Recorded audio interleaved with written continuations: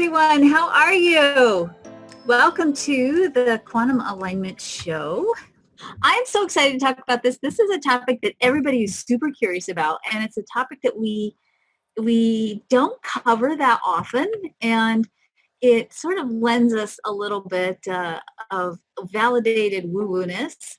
So you really will get the most out of today if you get your chart out, if you have your chart. Hopefully you'll have your chart in front of you. Before we get started talking about intuition, I want to tell you a little bit about my experience with intuition, because I'm not just teaching this information from my knowledge, I'm also teaching it from my experience. And in fact, my intuitive ability is part of what caused me to really explore where intuition was in human design, because when I first learned human design, I was told that my intuitive ability was literally all in my head, both on the chart and also kind of in that way. And it really scared me, because I was, at the time when I was first studying human design, working as a professional intuitive, as a psychic. And I was pretty good at it. And I'm saying that not from ego, but I'm saying that really because it surprised the heck out of me that I was good at it. I didn't expect to be good at it. I got a job as a psychic because honestly, it was the only job that was available at the time. And I had 4 kids and I was a single mom and I needed to feed my family. And somebody offered me a job as a psychic in Sedona, Arizona. And I hated the idea of being a psychic. It was very uncomfortable. And as I said, I sort of accidentally fell into this job and sort of accidentally discovered that I was pretty good at it. And in fact, I was so good at it that they studied my brain in Tucson, Arizona. They studied my brain to see why my intuitive ability worked the way that it did. I can't tell you what is wrong or right with my brain, but I will tell you that through connecting with a lot of people in the human design community, people who are maybe more on the fringe of the traditional human design community, I got some powerful answers that helped me see that I wasn't crazy and I wasn't giving people information that was not helpful or even hurtful, which was my biggest concern and my biggest fear, because when I was working as a psychic, one of the things that always really struck me was that people who were looking for intuitive information were oftentimes really people in a lot of pain, and they wanted answers. And sometimes the answers didn't come from the places that they were looking. So, and they wanted bigger answers, not just, what's going on with my boyfriend, but like, why is my life like this? And there were some really powerful, really beautiful, very generous people in the human design community, in particular Dr. Eleanor Haspel-Portner, who really helped me see that I wasn't crazy and that I wasn't doing an injustice to people by serving as an intuitive, and that it really was a valid way of knowing. And when I really got comfortable with trusting my own inner way of knowing, I made it part of my purpose to help you discover your inner way of knowing so that you could learn to trust your own connection to source. So and I say connection to source because your intuition is really that. Your intuition is really your ability to be open and in the creative flow of the cosmic order, so to speak, and to be able to leap over your conditioning, your belief systems, the things you think are possible, the more rigid ways of knowing that you've been trained to know as part of your earthly journey. Intuition lets you leap over all of that and connect with truth, with different timelines, different potentials, different possibilities, different sources of information and source. And that supports you oftentimes in knowing more clearly what you should be doing or how you should be responding, or your right place even in the cosmic order of things, so that you don't feel lost or disconnected or even, honestly, sometimes abandoned by God. Sometimes when we feel like, oh, I'm not getting any support or any messages or something's not making sense to me, we start to question our connection to source or our value.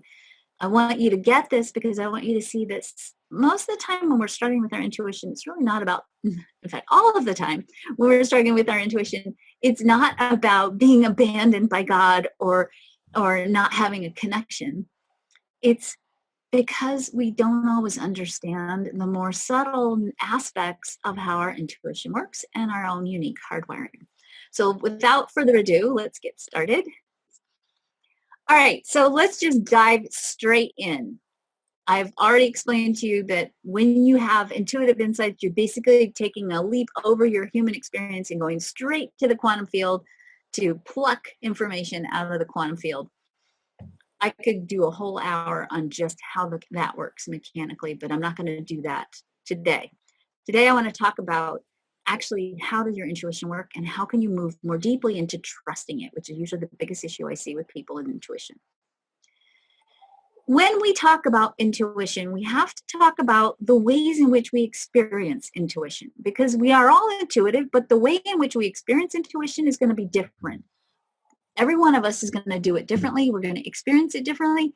And many of you are going to have not just one or two or three channels, but you're going to have a whole mix of channels, and you're going to need to learn how to tease out the different channels that you're receiving intuitive information on.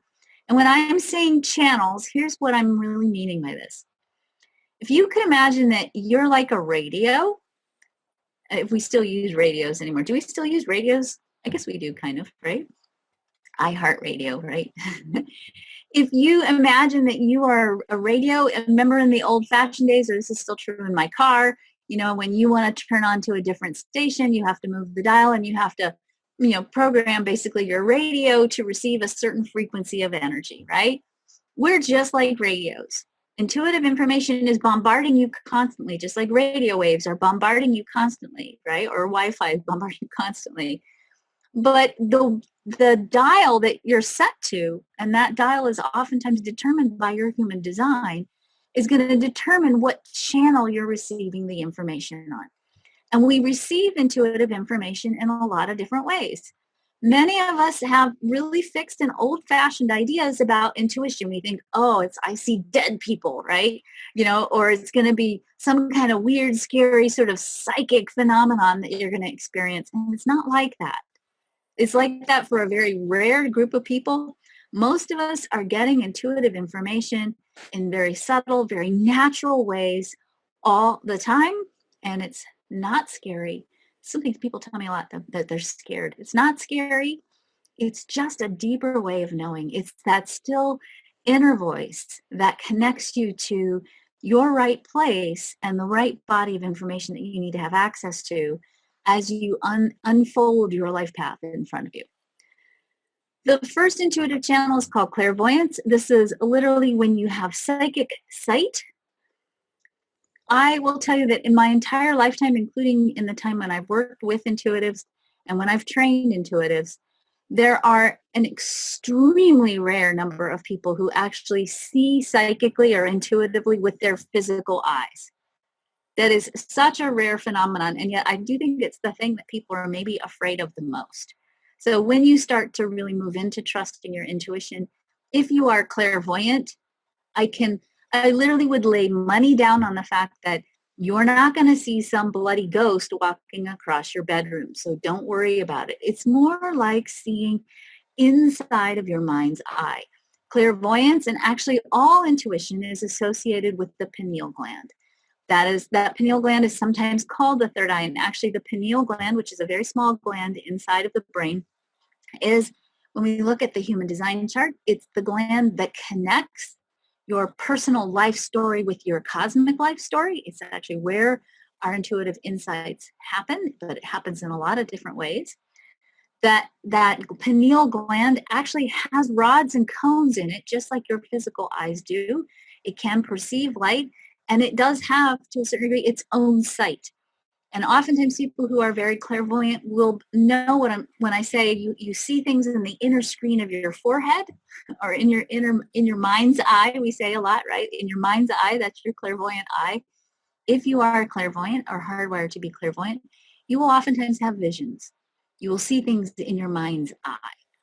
You very rarely, as I said, will you see things with your physical eye. If you are clairaudient, you will hear your intuitive guidance. And that intuitive guidance, for some people, this is more rare, is just going to be a tone or a sound. For most people, it's a voice. And I will say that I worked for a very short time in a psychiatric unit as a nurse when I first graduated from school. And I will tell you that I think it's funny that I do spend a lot of time in my life now telling people to listen to the voices in your head. I started off telling people, don't listen to the voices in your head. If the voices in your head are giving you guidance, are loving, and are supporting you in making good and clear choices, trust them. Many of us are getting good, strong, intuitive information from our inner voice, our inner intuitive, and that intuitive is communicating to us through inner language. And oftentimes what you'll know is that if you start to really listen to it, it almost has a different cadence than your own way of speaking. It's usually quieter, less intense, at least in my case. It's not quite as like sometimes our own more destructive inner voice can be. It's really more of a gentle, calm, soothing inner voice that's guiding you. If you are clairsentient, it means you feel intuitively, and oftentimes it's deeply physical. So when you get chills, like somebody says something and it gives you chills on your arms or goosebumps on your arms, that's clairsentience. When you can sense or feel empathically how somebody's feeling or what somebody's thinking, that's clairsentience. When your body gives you signals, sometimes like if you get a stomach ache because you don't want to go do something, that's your clairsentience talking to you. Clairolifactance is a little bit more rare, but it's kind of a weird and cool one.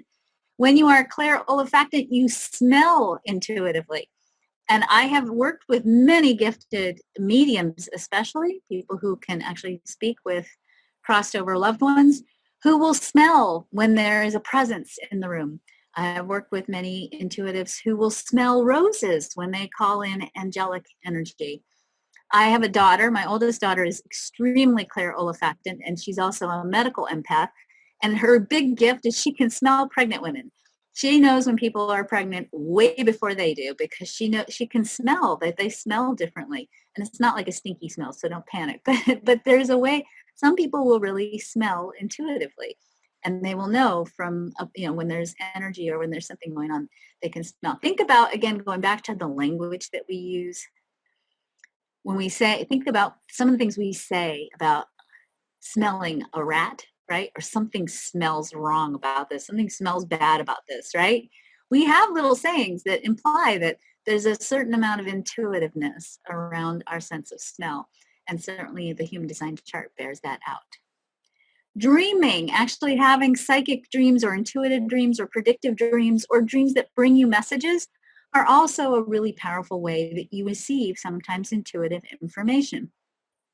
So if you wake up with one of those really profound dreams, like you have a light bulb go on because you had this dream that just revealed something to you, that's also in the hardwiring of the chart, and a very valid way of knowing something beyond your conscious knowing. Claircognizance is another intuitive channel. This is oftentimes the one that trips people up the most because it's knowingness. Meaning when you are claircognizant, you know. And you don't know how you know that you know, but you know things. And you don't know what the source of that knowingness is. You don't know how you got to that knowingness. You just know that you know. And sometimes that knowingness can really make you feel a lot of self-doubt because we want proof, right? How do I know this? And then we discount the knowingness until in hindsight, we're like, dang it, I knew it and I should have done that, right? So, all right, when we look at the human design chart, we see that there are three sources of intuition, and I kind of want to just walk through those for a minute. The first source of intuition is your spleen center, and I don't have a slide for that, so let me just show you this. This was because, again, there was so much I wanted to tell you, and I thought I can't squeeze all of this into 1 hour. This center right here, if you can see my cursor circling it, is called the spleen.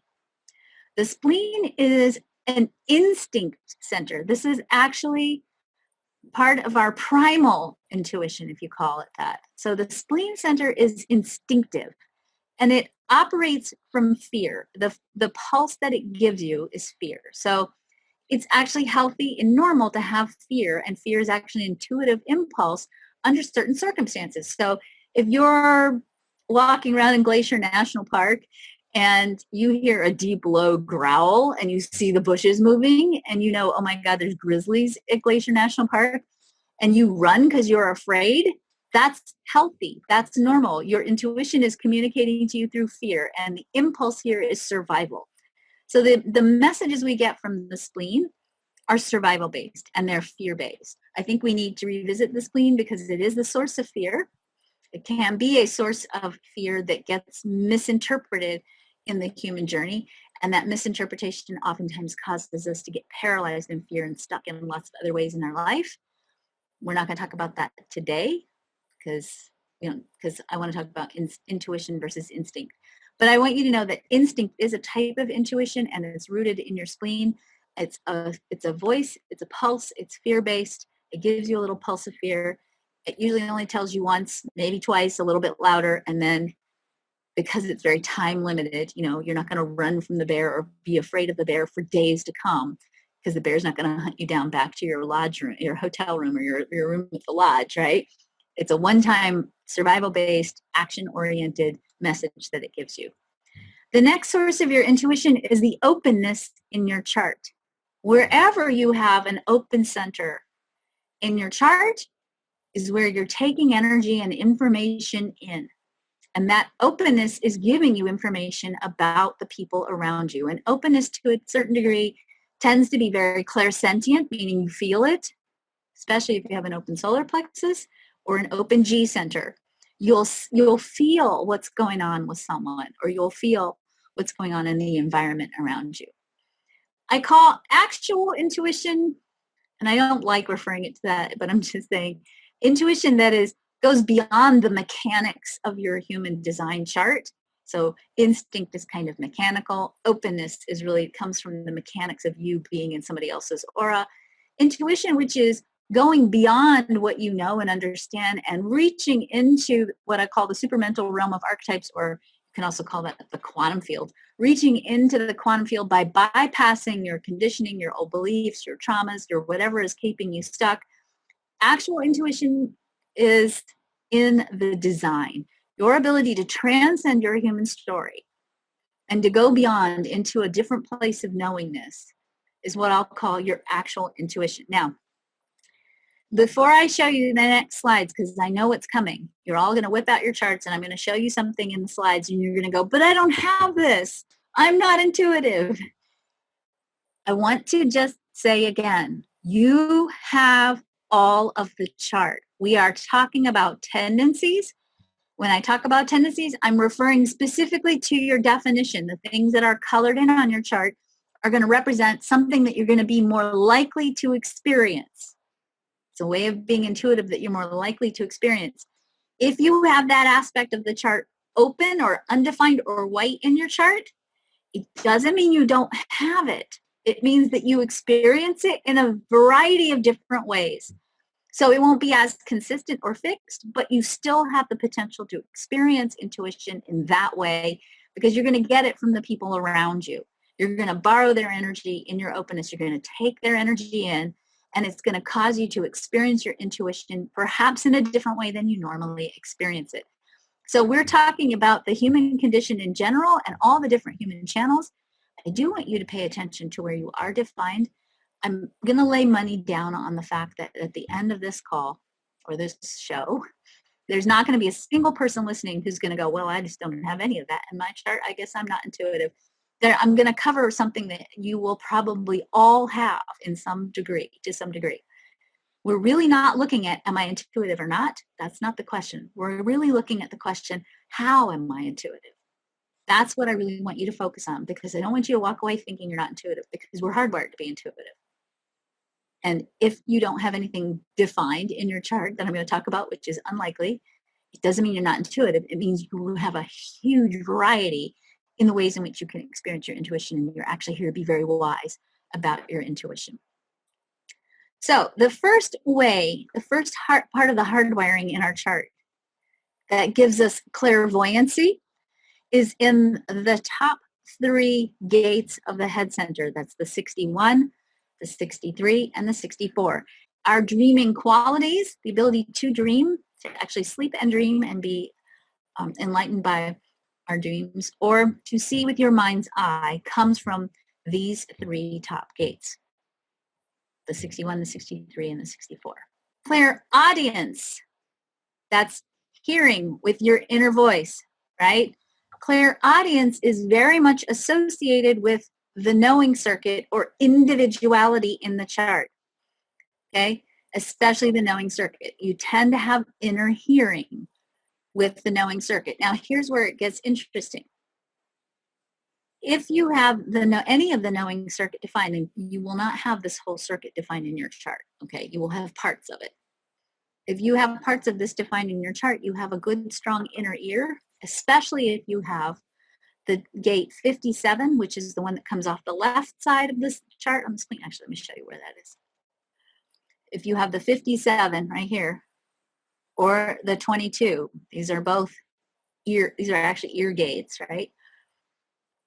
If you have the knowing circuit, not only do you have clairaudience, but you also have claircognizance. You know. It's called the knowing circuit because you know, and you don't know how you know that you know, but you know. So the knowing circuit is very clairaudient. It has a very deep auditory component to it. By the way, clairaudience can also be hearing something in people's voices. So you might, let's say if you were a coach or a therapist and you were listening to people all day long, if you were clairaudient, you might also be able to hear what's going on with people based on their tone of voice. So, or if you're a mom or dad, and your kid calls and you're like, I can hear it in your voice, you're not okay, right? That's clairaudience as well. So that's that being attuned to sound and being attuned to inner knowing, clairsentience. I'm sorry, not clairsentience, claircognizance, clairaudience and claircognizance. Okay, just keep going. All the individual circuits here, the centering circuit and the integration circuit, also deeply clairaudient circuits. Okay, clairaudient. The 3457 also is like the super clairaudient channel in the entire chart. In fact, I often find people with this particular channel in their chart are sound engineers. They have such an inner intuitive sense of sound and what sound should be like and what sound should sound like that they can intuitively make sound be better. So my sound engineers oftentimes will have this channel. These are the people too, if like the internet is wonky and the sound is, if there's like background noise, if you have this is a very difficult channel to have when there's background noise. So this is, again, another profoundly clairaudient channel in the chart. Again, this is where inner hearing happens. The gate 22 is one of the gates of the inner ear. So this gate 22 as well. Clairsentience.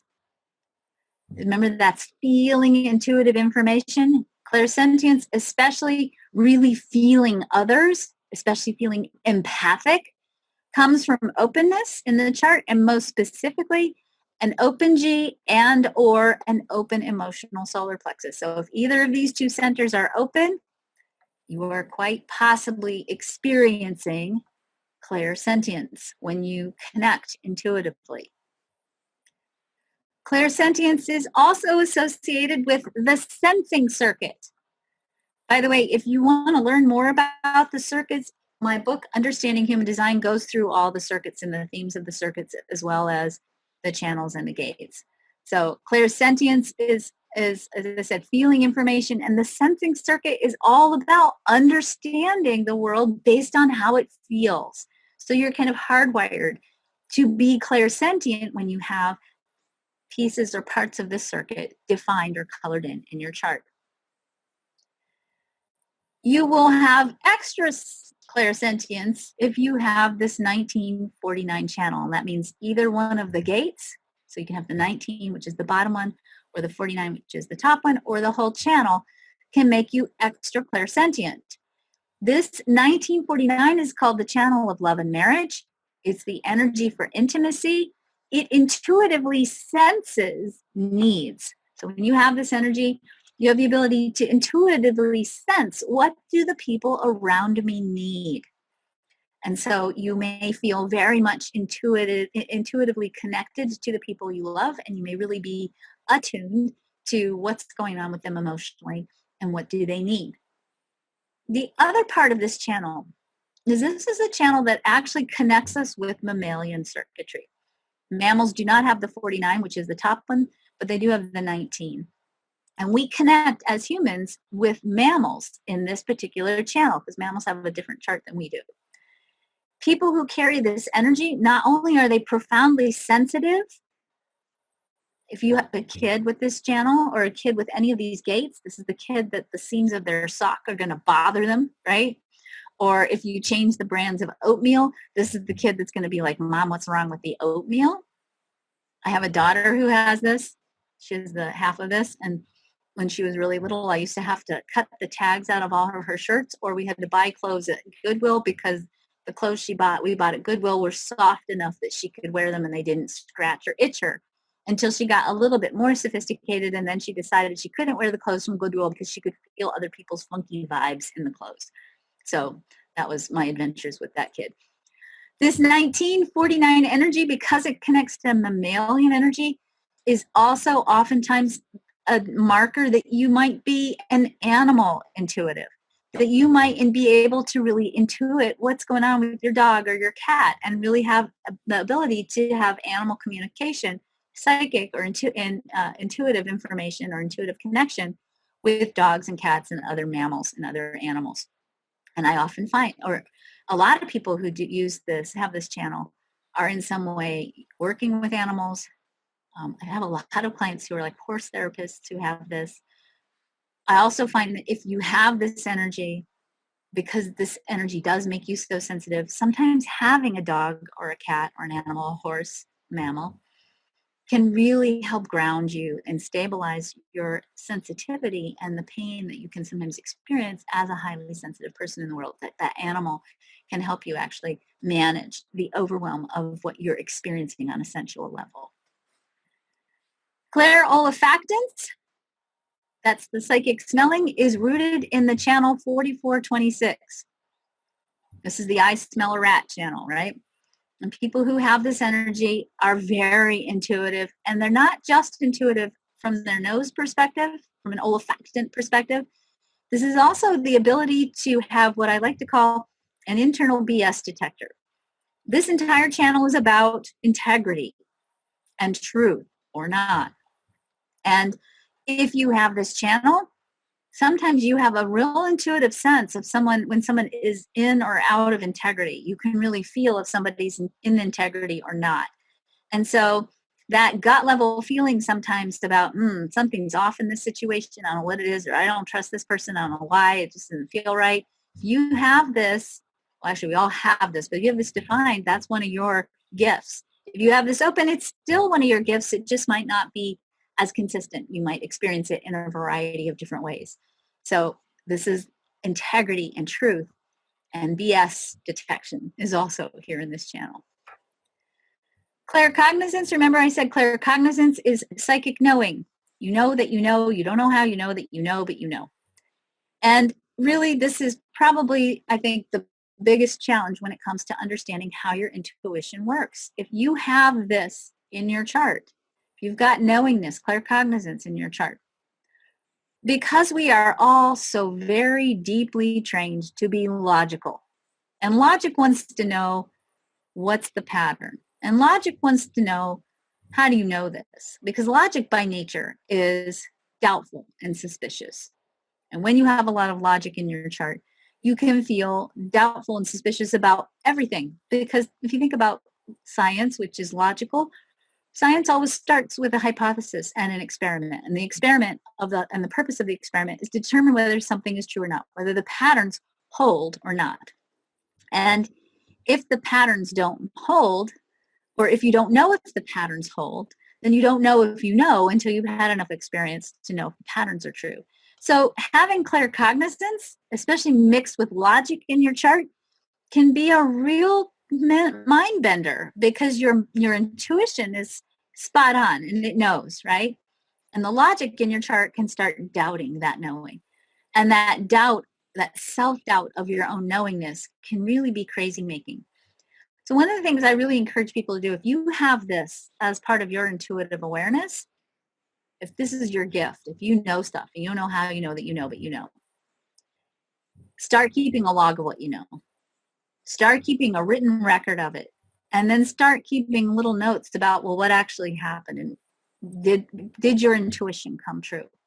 What you will find is that if you start keeping a log and you can start really talking to the logical part of yourself and saying things like, well, when we go back and we look at the data, 92% of the time when I have this feeling, it's correct.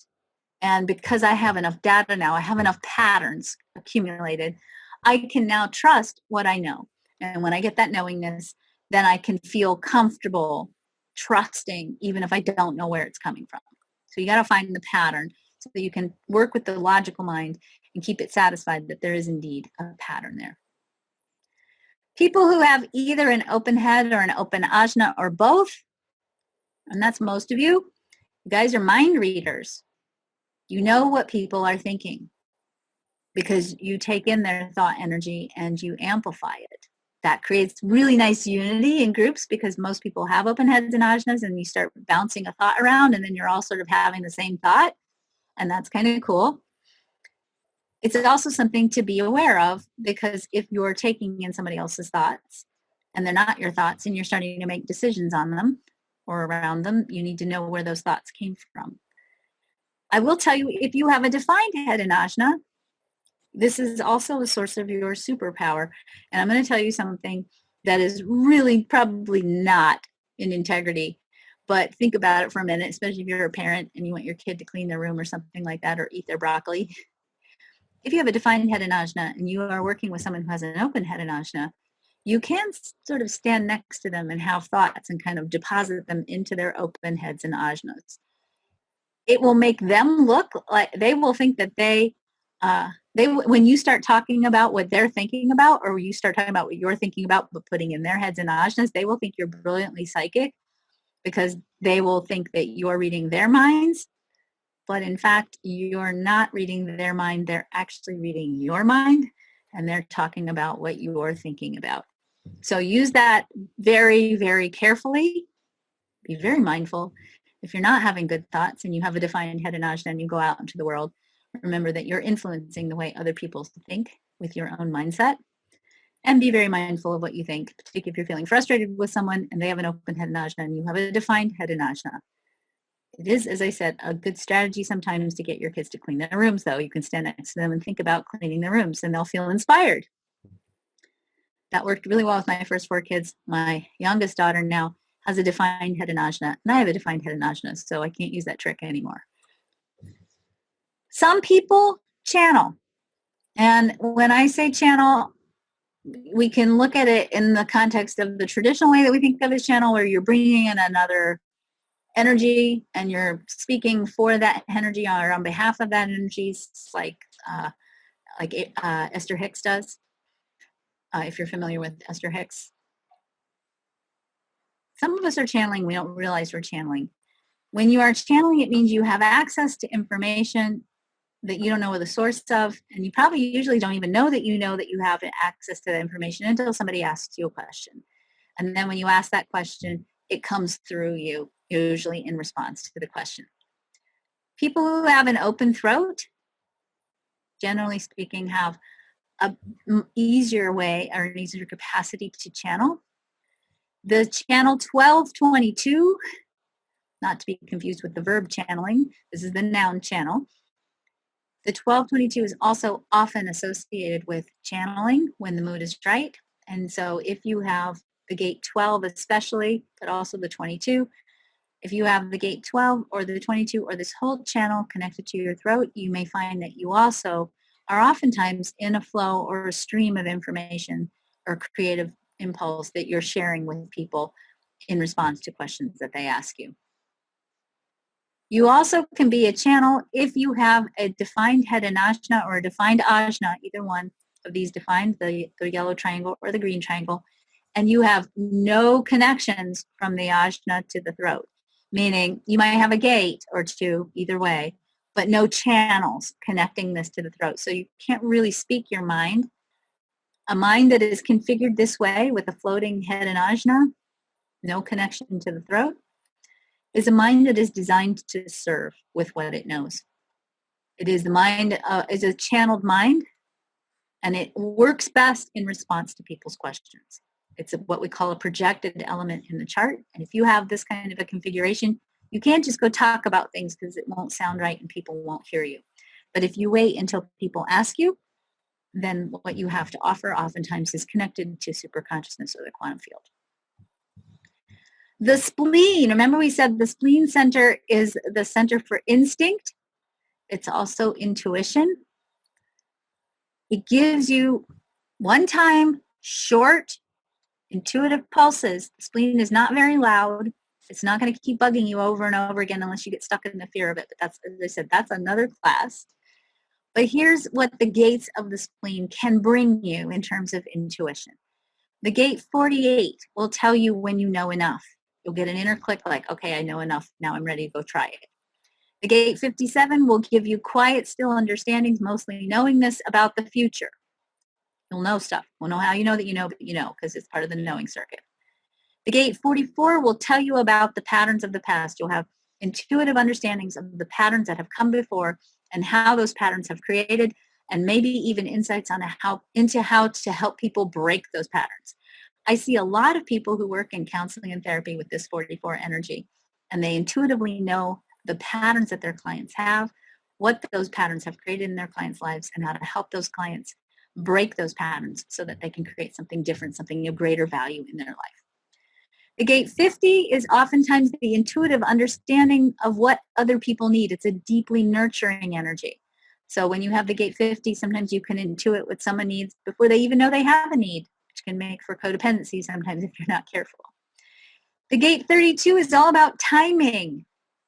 And when you have the gate 32, you have an inner sense of timing about when the timing is right. The gate 28 recognizes value and, most importantly, what's worth living and or fighting for. And the gate 18 intuitively senses patterns. And when the gate 18 understands the pattern, then they can, again, create a deeper expression of joy by virtue of understanding the pattern. And they can see or sense when a pattern is off. So if you give an accountant a bunch of numbers and the accountant has the gate 18 and they look at those numbers and they may not know right off the bat, something's off here, but they can feel when the pattern isn't working, and they can then go looking for what's going on in the pattern here that's making the pattern not work. The sensing circuit is all about understanding what's come before. It's about understanding the past. And in fact, there's storytelling in the sensing circuit, because storytelling is one of the ways in which we transmit what's come before. So oftentimes if you have a lot of sensing circuit in your chart defined, you will be very good at intuiting what's happened before, what's come before, what happened in the past. Logic is all about understanding the patterns in order to predict the future. So if you have a lot of logic in your chart, and your girlfriend keeps dating the wrong kind of guy, and that guy there's patterns to the guy she's dating, right? And she keeps dating the same guys with the same patterns. You can start helping her create a different future by helping her see the patterns so she can break those patterns and create something different. Last but not least, and this comes directly from the work of Dr. Eleanor Haspel-Portner. Her website is called noblelifesciences.com. And I'm not going to tell you a lot about this because this is so not in my wheelhouse, but I'm just going to show this to you because this was very transformative for me personally. When I went looking for answers about my own intuitive ability, and I didn't have a lot of the stuff that I just showed you in this presentation. And I really couldn't see where I was getting the information that I was getting about people and intuitively. Dr. Eleanor Haspel-Portner, through her own work as a psychotherapist and as a researcher, really saw a correlation between these gates and channels and intuitive ability, meaning the ability to go beyond the human journey, the human story, and go into the quantum field for information.